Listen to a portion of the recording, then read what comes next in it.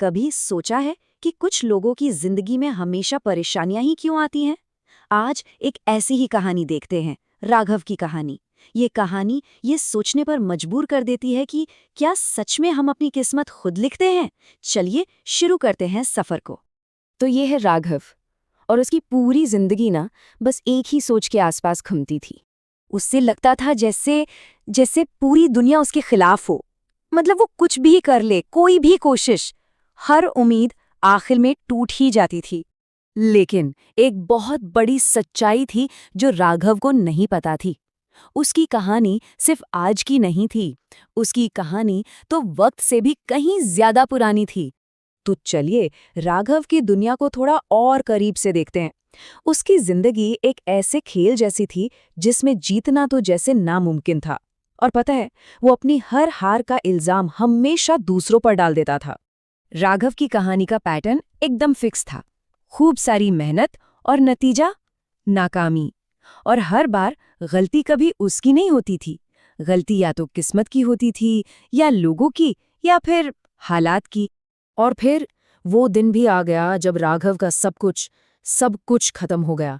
पूरी तरह से टूटकर उसने उस एक विचार को भी मानने से इनकार कर दिया जो शायद उसे जवाब दे सकता था, कर्म।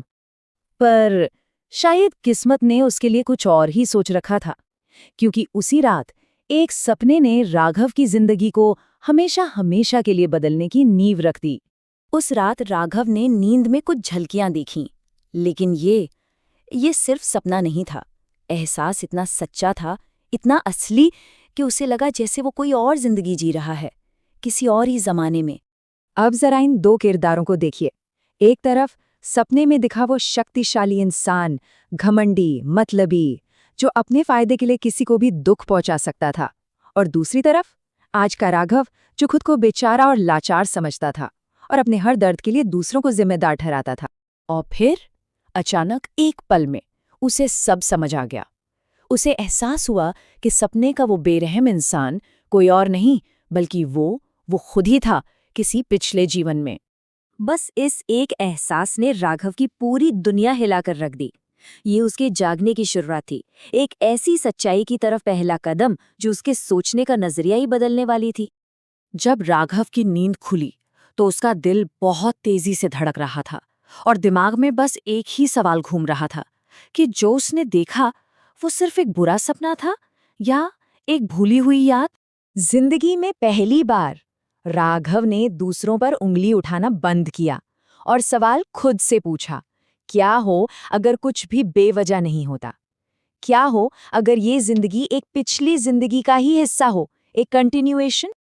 और बस यहीं से राघव का असली सफर शुरू हुआ, अस्तित्व के सबसे गहरे सच यानी संतुलन की प्रकृति को समझने का सफर। तो इस नई समझ के साथ राघव ने अपनी जिंदगी में बदलाव लाने शुरू किए। पहला कदम, उसने बिना कुछ वापस पाने की उम्मीद के लोगों की मदद करना शुरू किया। फिर वो अपने ख्यालों को लेकर, अपने कामों को लेकर कॉन्शियस हो गया, जागरूक हो गया।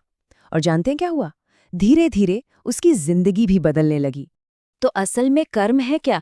ये कोई सजा नहीं है, ये तो बस एक संतुलन है, एक बैलेंस। सीधी सी बात है, जैसा बीज बोएंगे फल भी तो वैसा ही मिलेगा। और पुनर्जन्म, ये गलतियों को दोहराने का चक्र नहीं है, बल्कि ये तो सीखने की एक जर्नी है, एक कंटिन्यूएशन। और इन सब के केंद्र में क्या है? हमारी चेतना, द ऑब्जर्वर, जो हर एक अनुभव से सीख रही है और बेहतर बन रही है। राघव की कहानी हमें एक बहुत जरूरी सवाल के सामने लाकर खड़ा कर देती है, एक ऐसा सवाल जो असल में हम सबका है। तो सवाल ये नहीं है कि कर्म जैसी कोई चीज होती भी है या नहीं। असली सवाल तो ये है कि हम इस पल, अभी, किस तरह का कर्म बना रहे हैं।